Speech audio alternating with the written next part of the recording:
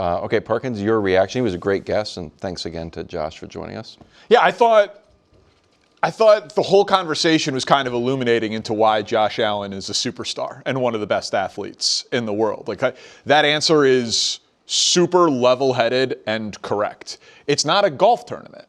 Like a golf tournament, you have to beat every golfer. He had to beat the Jaguars, and then you have to beat the next team. Like, it's not one-on-one basketball. It's not him v. Mahomes. You just have to beat the team in front of you. It's great for us to talk about. There's no Lamar, there's no Burrow, there's no Mahomes, so this is the Bills' year.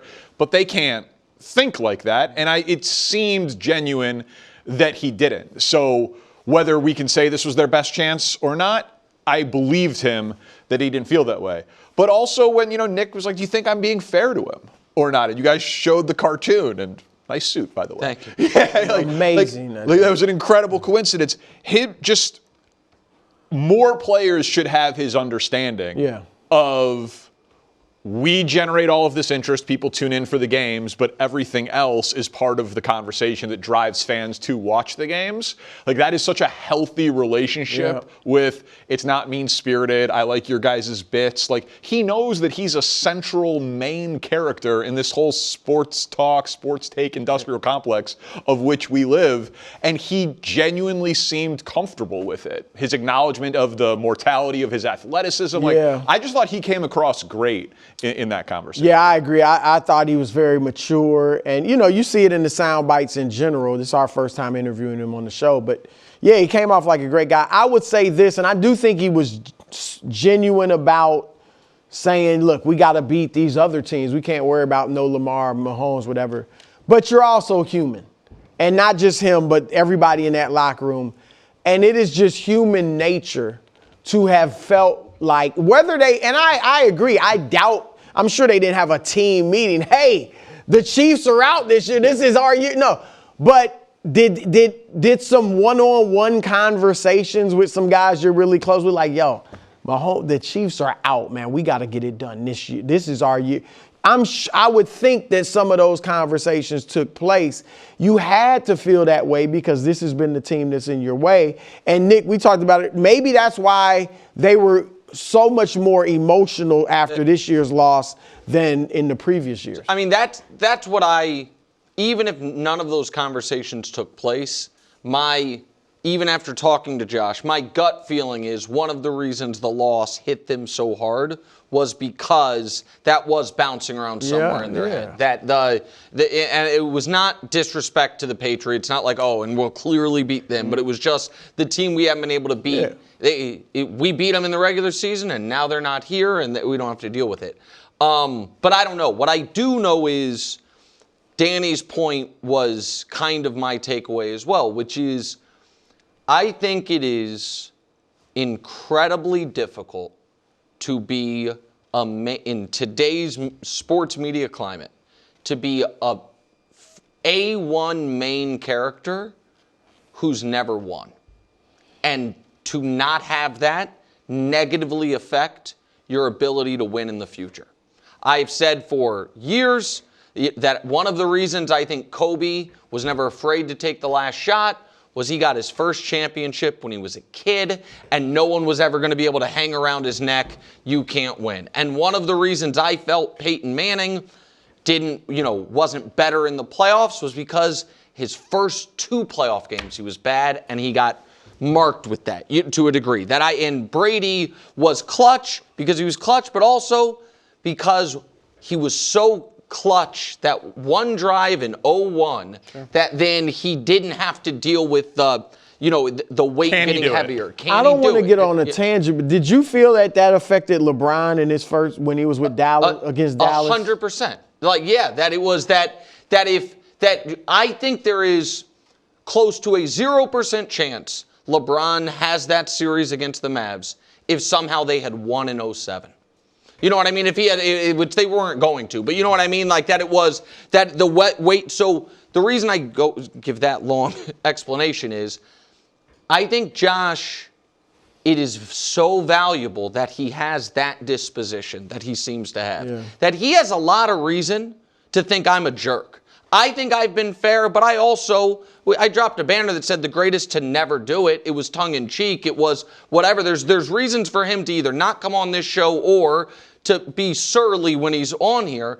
The fact that he had that disposition to me is a good armor against getting in your own head next year or the year after, and I think that's legitimately, tangibly valuable for him in the Bills. Yeah, it shows a level of security. Yeah. That he's a very secure person, which is great. Yeah. Or he just doesn't watch the show. I mean, that's on board too, right?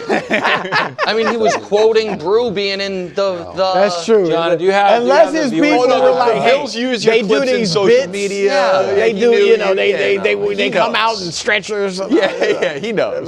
Well, you know, like, you didn't mention Weird and Wonderful once. Now we get to the root of I it. just he hasn't mentioned it. Like, He didn't mention the door a step He didn't of mention the door. They got the door. So I was hoping he was an OT fan. I picked him to be the MVP. What exactly is OT? Still on. I think what Kobe Altman and the Cavs have done in the last 48 to 72 hours, assuming this goes through, has made them the favorites in the Eastern Conference this year. Wow. I love it. Why? Well, there's a few things, and like, you know, I have a debate background. You and I, we argue sports all the time.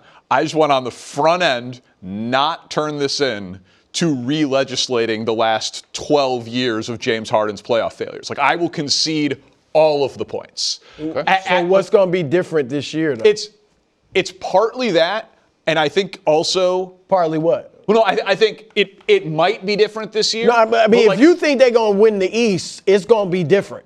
So why is he going to be different in these playoffs than all the other ones? I would have traded Darius Garland for Keon Ellis, one of the two players they got in the Kings deal for Hunter. Defensive. Okay, the Cavs, we all watched the Cavs-Pacers series last year. Yes. Every time Darius Garland was on the floor, every single time, the Pacers Toe hurt, to be fair. He had a bad toe. They are actioning him into, like, where is he on the court, and they are targeting him. Right. He is a and Harden's going to lock people up. No. He's not. No, but Keon Ellis will. Keon Ellis is a great defense. Ellis is a great defender. He is a great defensive player. And Schroeder is a bench scorer. And Harden is having an awesome year this year. He's averaging 25 a game.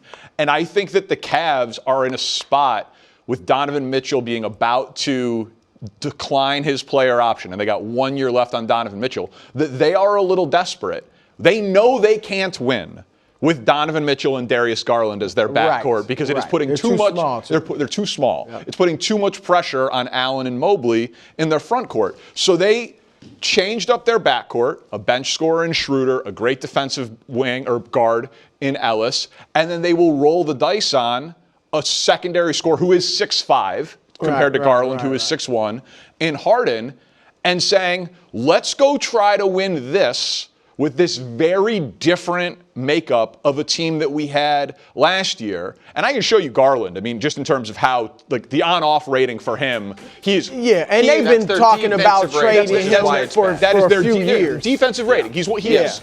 And I do think, like, across the league, the real small guards, the Trae Youngs, the Ja Morants, they are huge liabilities in these playoff series where guys target them, and Garland fits into that category, and he's not healthy, and he's not available. Starting to believe. Well, no, hold on. And so, like, and then the last piece of it, it's a role for this year, and then this is, again, part of it is the Donovan Mitchell piece.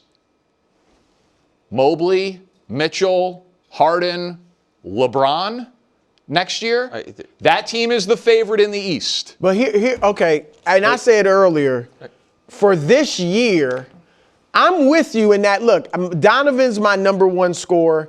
Maybe Mobley is a second option. Mobley's awesome. And then I got Harden as the playmaker. I'm willing to give that a shot for this year.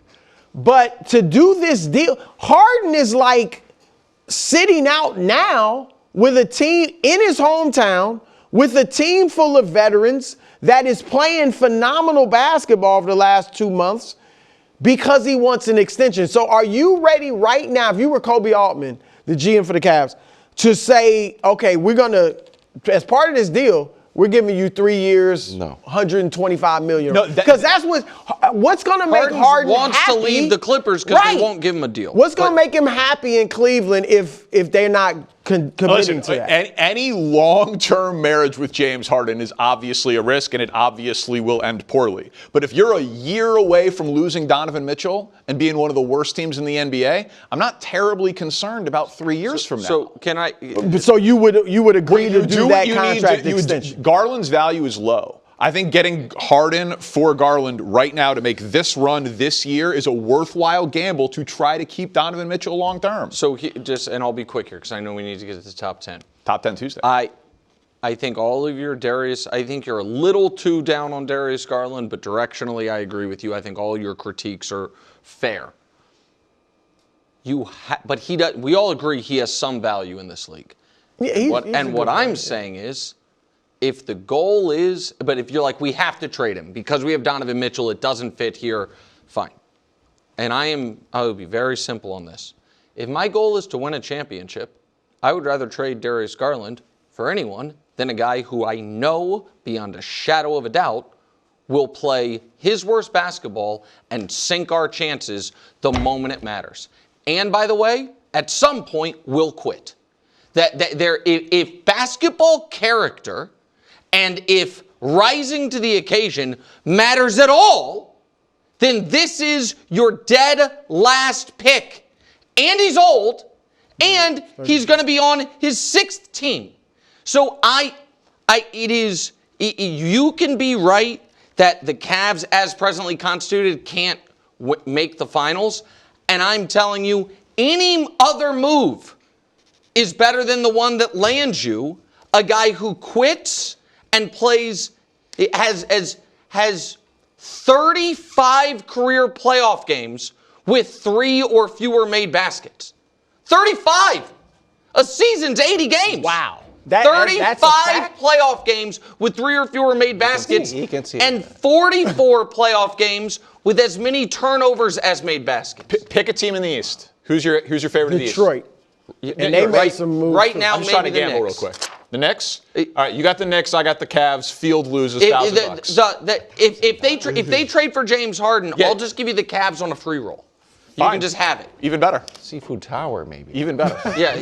Try to be relatable. Hard. Daddy Warbucks. Thank you very much, Wilds. This one we don't talk about it enough. But coming in at number 10, it's very simple.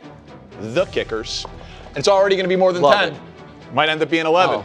I actually love this. Here's the thing. 2 of the last 3 Super Bowls, kicking the final 2 minutes to tie or take the lead. Super Bowl, absolutely. Are you going to be Scott Norwood? Are you going to be Adam Vinatieri? Let's do the tail of the tape here on Myers and Borregales.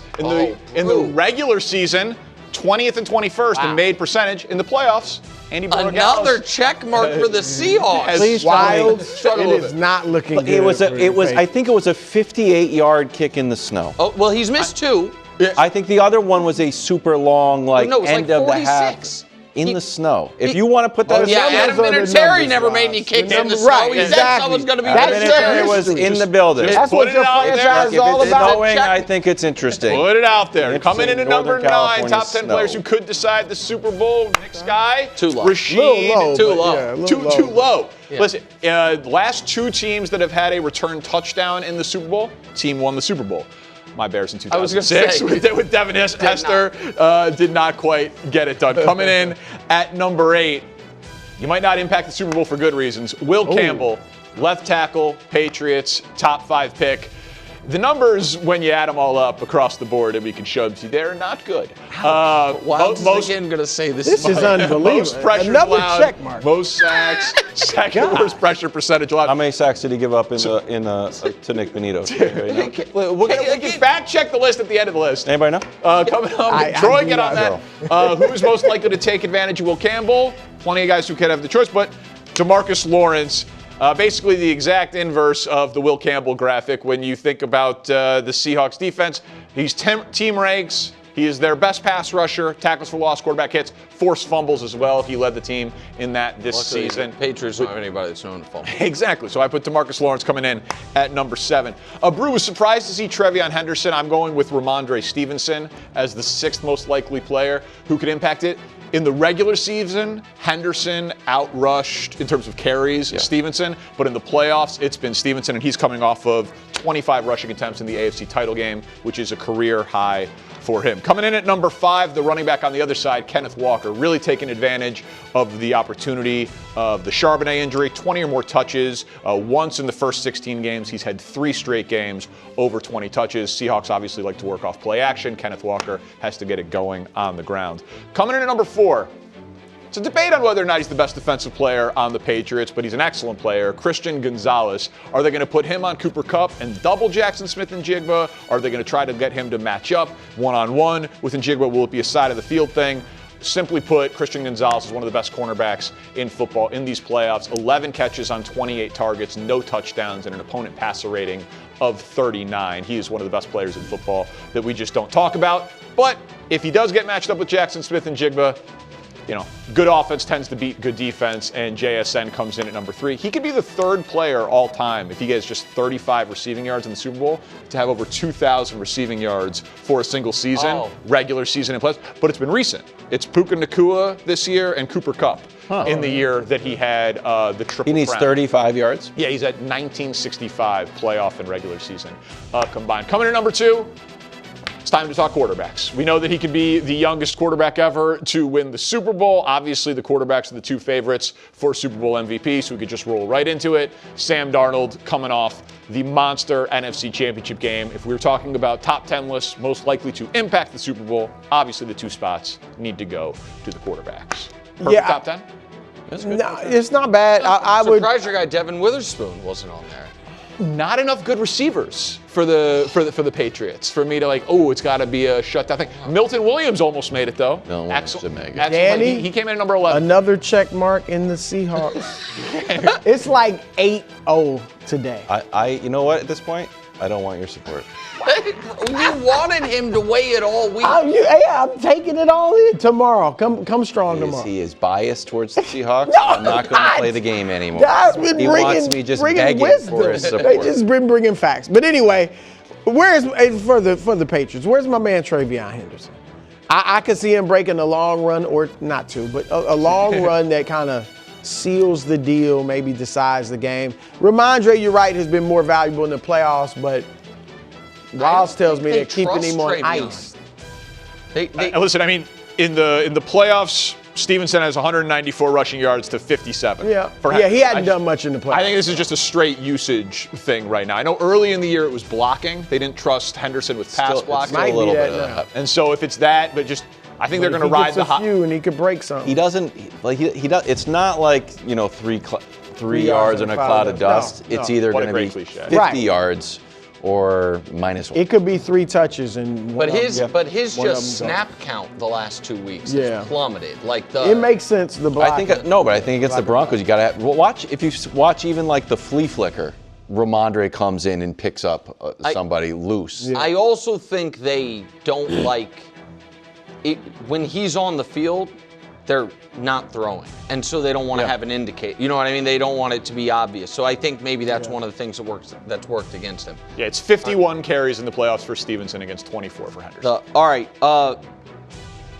If this is players most likely to impact the game, for positive or negative, number 8, Will T-Rex Campbell's got to be higher, because if he plays an excellent game, the Patriots should win.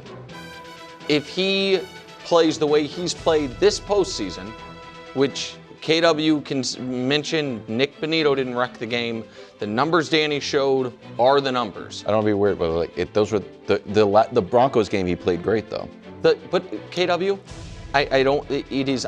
Here's what I don't think is not the way I'm analyzing it. Sure. It can't be that the game was a blizzard, everything's weird, throw the stats out, except for the things that are beneficial, that are evidence the Pats played well. And so I think that fact that the Broncos, also because it was a blizzard, we're not throwing the ball much, we're not doing a lot of deep pass drops, we're not trying to, put Jared Stidham out there, I don't know that it's evidence that all of a sudden he turned a corner in that game. He didn't lose them the game, and this is my point. If he holds up in the Super Bowl, I think the Patriots become the favorites. If he gets wrecked the way I felt he has been wrecked since he came back from the injury. And I'm not, I haven't, dove into it maybe as deeply as you. I'm not certain. I know he didn't allow a sack. I'm not certain if like the PFF scores or whatever say he played great in the AFC title game or not. I know he didn't allow a sack. If he plays the way he's played since the injury, I think that could wreck the game for the Patriots. I think that's fair. I think during the first 2 games he was exposed, and then like this guy needs to play well against Nick Bonito, and I think he had 1 pressure. Did he play? But my question is, were they, and again, I don't know, it's my job to know, so I apologize. Were they giving him help repeatedly? Because against Seattle, that can be problematic because they've got 4 defensive linemen that can generate pressure. Like, that could be, if you have to help your top 5 pick franchise left tackle throughout the game, I think that has a knock-on effect the rest of it. And if he can hold up, then the Patriots should be able to deal. I just think he's one of the most important A bigger players. factor, too Yes. low on the list. That's fair. It's kind of amazing that if Drake Maye wins the Super Bowl, he will be the youngest quarterback ever to win the Super Bowl. But that is actually the secondary, at least in my opinion, quarterback story in the game. Because if Sam Darnold does it with his 5th team in 8 years, it's like one of the great reclamation projects. Like both quarterback narratives here are great. Willie, who do you think is more likely to have a statement game, Darnold or Maye? Well, I feel like Drake Maye has more range out of the 2 quarterbacks. I think his ability to extend plays with his legs. We saw it in the AFC Championship game where he's able to skip out of the pocket and keep the offense in rhythm. I do think, in reference to playing really well in the Super Bowl, man, I think it comes down to his ability to show up in the red zone, which they haven't done in the postseason. I have a graphic right here to show you. The Pats have struggled in the red zone. They've been god-awful, actually. And this is this year's playoff. So I think if there needs to be a statement to be made, it's how he produces in the red zone. If he's able to do that and show up, because I know what he can do athletically. We know he can win in a shootout. Both quarterbacks can show up in a shootout. But how he executes in the red zone is going to be crucial. So for me, it comes down to Drake Maye. I see this being more Sam Darnold, and I think Sam Darnold's going to see more defensively in terms of a variety, whether it's the volume of pressures, whether it's the matchups, whether it's the post-snap disguise, and New England's going to do a good job of forcing him to make those post-snap decisions. And because they're doing different things, that's going to create some real opportunities for Sam, both good and bad. And I think there'll be some holes that he can exploit if he can see it. But there's also a really good chance, too, that he could be fooled. That could either lead to strip sacks or interceptions. I'm really curious to see how much motion and gadget formation Seattle does to really pressure New England's communication. Do you agree with this, that, like, I can see paths to Seattle winning without Sam Darnold having a statement game? Right. Like, he was fine against San Francisco, but they were just like an overwhelming team. They blew him out. He didn't really need to do all of that. He jumped on him early, especially with the Rashid Shaheed touchdown. But I don't know that I see a path to New England winning the game without Drake Maye having a statement game, which is it's the whole argument for him to be MVP, is that he's done more with less and he's really elevated that team this year. Like, I don't know that I see a way for New England winning without Maye being great. But their whole path through the playoffs have been without Drake Maye being great. And if anything, there's been a lot of games where they've had to overcome Drake Maye not being very good at all. And the thing that they benefited from is the pressure that New England's defense has put on every other quarterback, is that those quarterbacks were worse. And right on down the line, I mean, it's quarterback after quarterback where New England has done so much to them that Drake Maye's mistakes have been kind of minimized. Right. Stroud had an impossibly bad game, and then the weather and a backup quarterback at Jarrett. I guess I'd be surprised if Darnold laid an egg in a spot like Stroud or Stidham did. Yeah, I hope that's not the case, and the fact that he played as well as he did in the NFC Championship game is a great sort of hump that he got over. But in those big moments, that's always been the question, and this is the biggest of the moments that he's faced. Yeah, I mean, Drake Maye has the opportunity to play point guard and assassin in one night. I think that's going to help write his legacy. I think what we saw in the AFC Championship was, even though he played mid-man, I thought the last, him pulling the ball from the running back and putting the nail in the coffin was huge. I think for him right now, if he just play a clean game, allow the run game to operate between the 20s and execute in the red zone, man, I just see him having a big statement game in that fashion. If Drake Maye wins this Super Bowl, he becomes the youngest quarterback ever to win the Super Bowl, and he joins this list, quarterbacks at age 24 or younger to win: Ben Roethlisberger, Tom Brady, Patrick Mahomes. Pretty good company for Drake Maye. Yeah, when you look at him as an owner, it's unique in this sense. So he had Bill Parcells, and they go to the Super Bowl, and they didn't win that. And then he met Bill Belichick while Bill Parcells was there.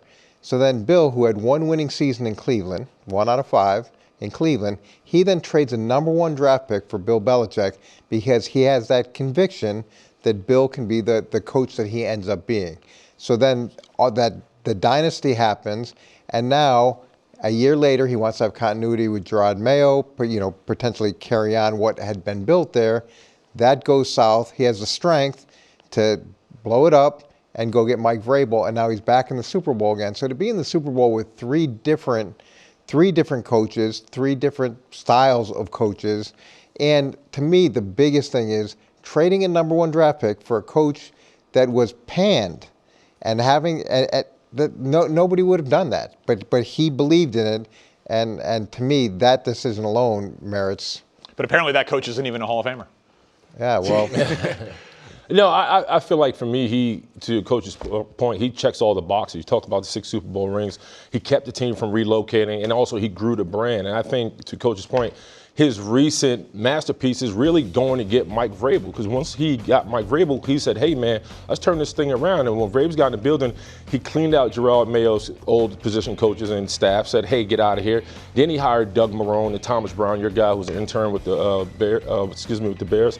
And then on top of that, They did a great job of really recruiting some guys who fit the Patriot way. Stephon Diggs, Milton Williams, they got Chasen, they got Cranberry from the Vikings. So they elevated this team from the inside out. And now all those guys who were so-called journeymen are now considered Patriots, right, under Robert Kraft and his direction along with Mike Vrabel. So I don't know what else he needs to do. I mean, if he wins this one, it's like, what are we talking about right now? I'm already here with that conversation. Yeah, so listen, I don't know that this current Patriots thing is impacting his Hall of Fame legacy. Like, I would be surprised if that came up in the room when they were pitching it. Like, and it's working out with Stephon Diggs and Mike Vrabel. I'd be surprised. It's an interesting case study in ego, because I feel, because there's been a lot of reporting that Robert Kraft was kind of campaigning to get in, that he really wants to get in to the Hall of Fame. And he has seen his path towards getting in almost at the expense of Belichick. Like, they're both trying to win this breakup, and you know both of these guys. If they were, and all things, would not end poorly, or else they wouldn't end, I get it, but like, if they would have been able to deal with the breakup between the two of them, I feel like they would be going into Canton together. Whereas clearly they have split the vote a little bit in the room, and because you need 80% of the vote to get in, now neither of them are in on the first ballot. I mean, it's hard to argue that Robert hasn't won the breakup. I mean, he's back in the Super Bowl. But I guess my point is for the Hall of Fame. He wanted to keep Tom Brady. When Bill let him go, Tom goes to Tampa Bay and wins the Super Bowl. It's a pretty, like, if you're looking at, who's doing a little bit better here. I agree that he has won the break, but if you didn't need to keep score in the breakup, like, I feel like there's 50 people who vote on this, and clearly some people are saying, I will either vote for Belichick or I will vote for Kraft, and now neither of them are in, where their legacies are so clearly tied together that if they were simpatico, most people would just have both of them on their ballot. See, I don't see their legacies as tied together. Like, they're tied together to some degree. Because of the Super Bowl. But Mr. Kraft had a Super Bowl appearance prior to Bill Belichick. He's got a Super Bowl appearance past Bill Belichick, and there's a lot of owners that get in the way so often that they can't even get their teams into the playoffs. So you think Robert Kraft is a more deserving member of the Hall of Fame than Belichick? I think they're both as deserving as they can for their spots as a head coach and as an owner. And to me, who's losing is the Hall of Fame. Like, this system is what's losing. The fact that these two guys that are so obviously deserving of the honor, and neither one of them is going to get in. Well, they're losing, but they're keeping the headlines going, because everybody's going to be on Belichick and Kraft watch until they get in. Yeah, and they'll get in eventually, but time is finite, and neither one of them are in on this go round.